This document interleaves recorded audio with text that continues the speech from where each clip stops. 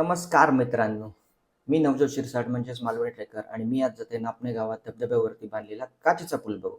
Highway लागल्या लागल्या डोंगरावरती उतरलेले सुंदर ढग बघत बघत मी कुडाळ आणि कसाल क्रॉस केलंय आणि येऊन पोचलंय स्वच्छ कणकवली, सुंदर कणकवली. तळेरेला येऊन पोचलो. तळेरे तळेरे क्रॉस करताच रस्त्यावरचं थोडंसं संघर्ष करत आणि त्यात जो यो एक तोंडावर इलेलो माझ्या एका प्रेमाचे 4 शब्द बोलत, असं करत मी नापणेत पोहोचलोय आणि सगळ्यात पहिली गोष्ट म्हणजे पार्किंग असं तिकडे आणि दुसरी गोष्ट म्हणजे वॉशरूम नाही असा, सध्या तरी.